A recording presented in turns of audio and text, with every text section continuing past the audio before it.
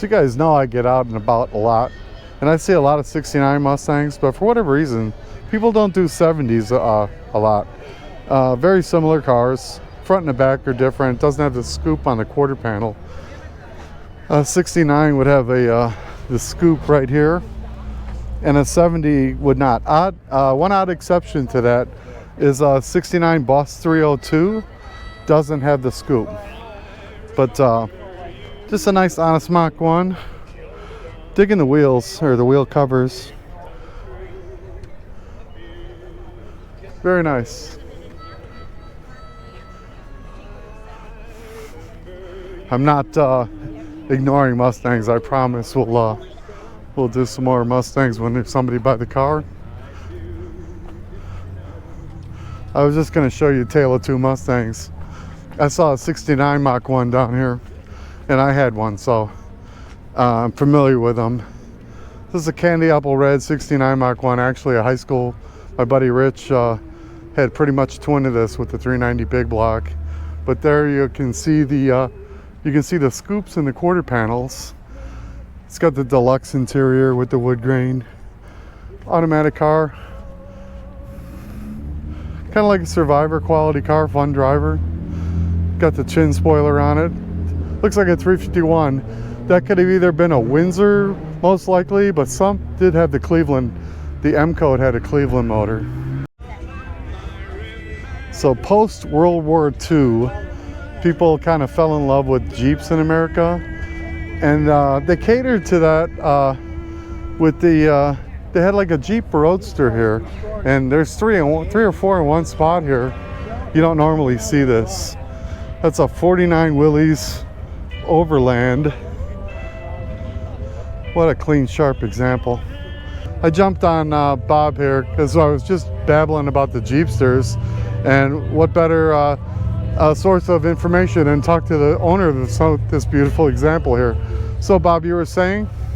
Well, they made them in 48, 49, and 50 for the GIs, thinking they would want a Jeep-like vehicle. Yeah. That had a back seat for mom and the babies and the groceries. Yeah, that's. And they never sold enough of them to continue production, so they quit in 1950. And they all came with little four-cylinder Jeep motors. And then in 49, you could option a six-cylinder. The Hurricane? And you could Go Devils. Oh, Go Devil. And you could, the Hurricanes were there as well, the six-cylinder. Yeah. And then you could option in 49 and 50 an overdrive as well. Oh, very nice. Yeah. So a standard 3-speed with the overdrive. On the column. Yeah. Overdrive had a lever to pull. Yeah, I have a Hudson, so I'm familiar with that. Yeah. Yeah. Well, were the Hudsons the Hurricane motors? No, they were a flathead of their own. Yeah. But mine has the overdrive, the electronic overdrive. Yeah. Yeah. So they were hot cars. Yeah, they're cool. Yeah. They're cool. So I see the accessories here. I'm noticing the wheel skirts, the subtle little wheel skirts. I see a lot of little chrome trim here and there, like beautiful dashboards. Well, the only thing on this car that isn't original, well, of course, the motor and transmission are modern. Okay. But the louvers in the hood I put on there myself. That. Yeah. Those weren't. Yeah. Those are one only. Yeah. I made those. The rest of it's all pretty much original. Yeah. Yeah. Well, I appreciate it, sir. Thanks for your time. Okay. Thank you. So one of the cool things, I hesitate with terminology to call something a rat rod or whatever. Just a hot rod. Kind of a one of the cool thing is there's freedom to it. You can take some parts that are just laying around, throw them together, and make something fun. Now this one might not be your taste, maybe it is your taste, I don't know, but it's cool. The shade tree special, they call it. I like it. Pretty nice Pontiac next to it. So I ran into a friend from my area, and he was driving this plum crazy 68 Coronet, and we filmed one just like this from Volo, and we used it in a short. Ironically, my friend drove this one over here. It's getting a little dusk out here, but this '63 Catalina convertible caught my eye. I'm starting to really love these. My friend Kyle, okay, my nephew Kyle, if you're listening, Kyle, he's got a hardtop version, and I like them all. They're wide track Pontiac, nice driving cars. You don't see a lot of them. They're kind of unique. You see the '63 Galaxy over here. If you're driving through Mayberry and maybe you run a light, you might see something like this come up behind you. It's pretty fun. It's something fun to do with an old four-door. Hey, I'm here with Dan, and I'm happy to talk to him here. He's got a beautiful '69 Mach 1. I had one, Dan, and it wasn't this nice, but it wasn't bad, but it wasn't this nice. How long you had it, Dan? About 3 years. Okay. Talk to me Almost about the 3 years. color. Is that a factory color? No, Okay. no. Yeah. It's brighter than the Yeah. grabber blue was Yeah. supposed to be. Yeah. I remember the grabber blue being a little pale. Yeah, But, it was. okay. I didn't like it, so. No, I love this. It caught my eye. I love it. So, what are we doing for a motor in this thing? Got a 351 Windsor, Yeah. bored and stroked to a 408. Sure. And it's got the original block, cylinder block in it. Very good. I see you got the Monte Carlo bar. Oh yeah. Yeah. It's a handful. Chin spoiler. I had a high school friend that had a 390, a candy yeah. apple red 390 car, and it was great until the bottom of it started to rust a little too much. Then it got to be a handful. But But when I bought this, it was a rusted Hulk. yeah, The only original parts to this car are the firewall and the roof. well, I applaud you. You brought it a long way back, sir. Well, nice to talk to you, and A thank lot you. of work. Yeah. Yeah, you did it. You did it right. I like the color. I don't care what anybody else I says. do I like too. it. Well, I appreciate it. Thank you. Yes, Jim. I thank you for talking to me about this thing. I liked it the first time I saw it. It's neat. It brought me right back to a kid running on Archer Avenue in Chicago. Tell me the story of the car, Jim. We bought it in 2008, and it was a 383 4-speed Roadrunner with not very many options, and they'd replaced the 383 with a 400. We took it home and tore it apart, and we knew where we were headed. We wanted the straight axle car and wanted a Hemi, and bounced around for a couple of years with Indy cylinder heads and couldn't come up with anything we were going to be happy with. So we ended up working with Ken at Keith Black Racing and ordered the block and built the motor. Bill Thomas was in on the guiding me with what parts to.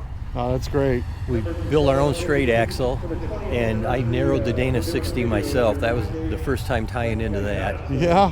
Yep. It's this spindles on it are Ford F100. Yeah. And we welded them up and have Crown Victoria rotors Yeah. and a GM caliper. Okay. And the engine's a 540, and it's the latest version of Keith Black's. Yeah. And got 10 1/4 to 1 compression Yeah. ratio, so we can run on pump gas. Yeah. And What made you go with the street freak vibe?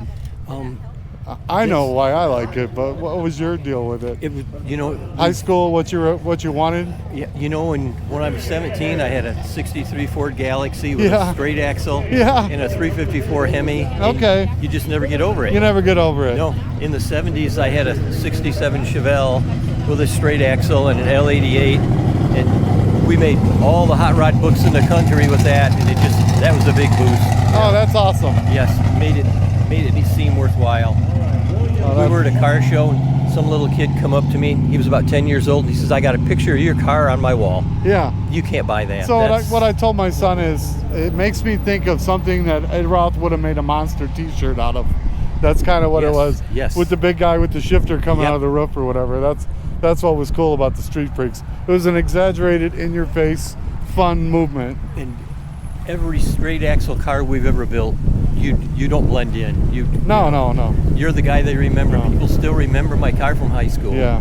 And it's just a little different, Yeah. enough different that people remember it. Well, thank you, Jim. I'm gonna Thank walk you. around the car and get some footage of it. And Thank you. nice to meet you again. I said hello before, but thank you. I'm gonna stop and look at a 58 Impala anytime I get a chance.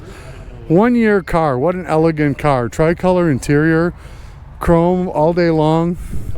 Look at how crazy cool the interiors are in these. 57 Chevy was one thing, 58 was another, 59 was something different. Wow. That was a time in America. Beautiful, beautiful car. Let's see what he's got for motor. 348? Yeah, 348. This is the W motor.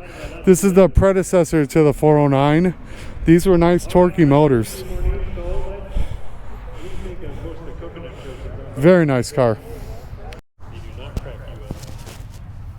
So here's something you don't see too often. You see Z28s and you know, you see plain Janes or Berlinettas or whatever. But this was a Rally Sport package. I'm gonna guess 79. Okay, I didn't guess. I just kind of looked at the sticker, but I was thinking 78. I like the wheels. They're the sport rims. I always liked black and silver on paint. Together they work well. Very, very cool. Hey, so I'm here with Mark. I'm bothering Mark because Mark has a Shelby, but not that kind of Shelby.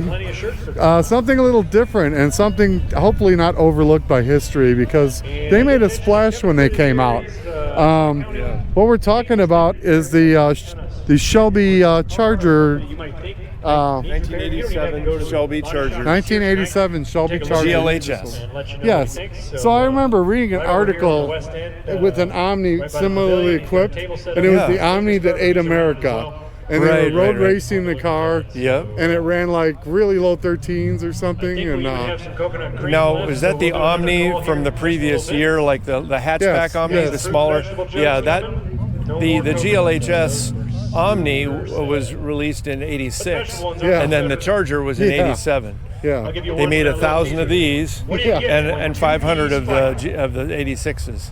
And you know, they were based on an economy car, so sadly they were a little overlooked. But yes, for sure. A lot of bang for the buck.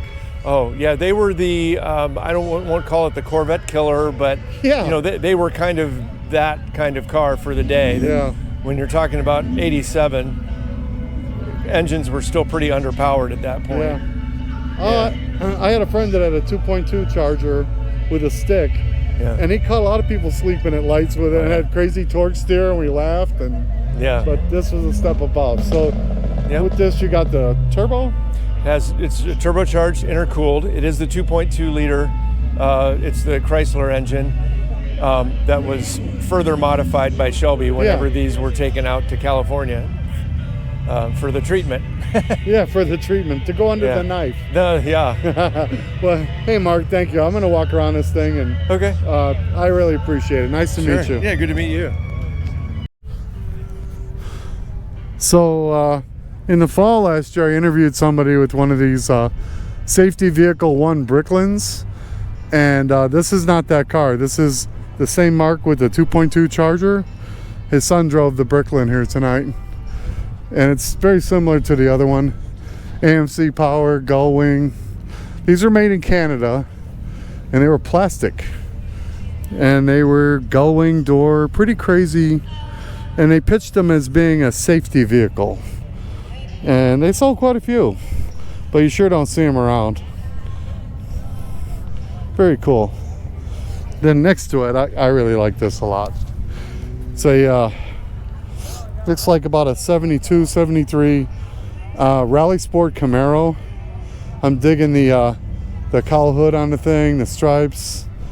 I like his wheel choice. The Hugger orange color was not to like. I like that car a lot. So I kind of got stopped in my tracks. So I ran into Jason here. He's got a beautiful Starfire Oldsmobile. Jason, wow. First off, tell me about the car. I see a lot right off the bat. I see it slammed. I see a lowered, chopped windshield. Everything's shaved. Yeah. It's all candy apple red. The top is all metal flake. You pretty much already nailed it. It's got a 59 Imperial grille. It's got 59 Cadillac taillights. It's a 394, 330 horsepower. It's beautiful. What's the motor in the thing? 394. Okay, you said that I was in awe of the car. Sorry. So is it on bags? Yeah, it has Yeah, to it's be. all airbag. Yeah, it has to Yeah, all be, the right? controls are in the glove box. What? So how long have you had it? I bought this last November. Okay. Been driving the wheels off of it, or? No, the weather hasn't been nice enough. Yeah. But I do, whenever I can, I get it out and Well, hey, thank you for try. bringing it out, man, and thank you for talking to us. Yeah, no problem. Cool. My friend Sean started up his 1960 El Camino for it, and it's got a pretty healthy exhaust note right out the side here.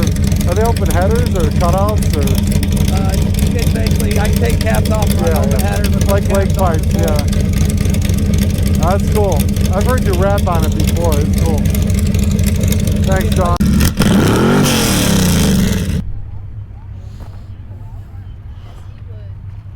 Pretty differing selection of stuff over here. Got the cool Mitsubishi, and then you got the like a highboy style Ford F-150. It's not a highboy, but it's a nice lifted F-150. And then you have the K-car convertible. Pretty crazy variety. So I'm not sure if it's a 55 or a 56, but here's a 3100 Chevy step side short bed. I really dig it. It's got a very similar nose to a 55 Chevy car. I'm guessing 55. 57 has a little different grille and bumper treatment. I'm digging it, man. And my favorite of these, and a lot of the GMCs came like this, and a few of the Chevys. I love the wraparound back window. This has the standard back window. Nothing wrong with that. I'm just saying, my personal favorite is I like the wraparound. And then on that steering wheel, you'll see a knob. They called it a Brody knob. A lot of the old cars had manual steering, and it was a big help that we could get leverage to turn the wheel one-handed when you were shifting or had your arm around your girlfriend, whatever. Very neat old truck. But this is pretty sick. It's a 69 Camaro SS RS 396 big block car. Looks like a butterscotch yellow color. Looks like kind of a Survivor old school street rod. So the RS, street machine, not street rod. The RS had the folding headlights. This one has the Enduro bumper too. It's a rubberized bumper treatment instead of chrome.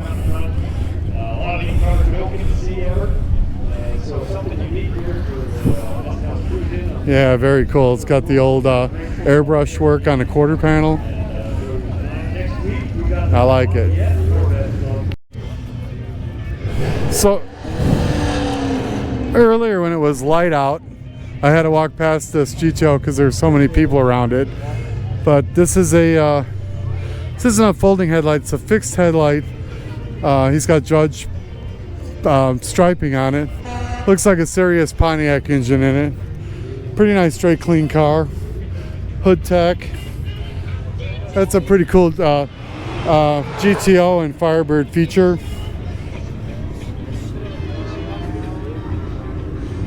Yeah, very cool. So we're looking at a 69. A 68 GTO has a vent window. It's got the Rally 2 wheels. Same wheels that are on our GTO. I like it.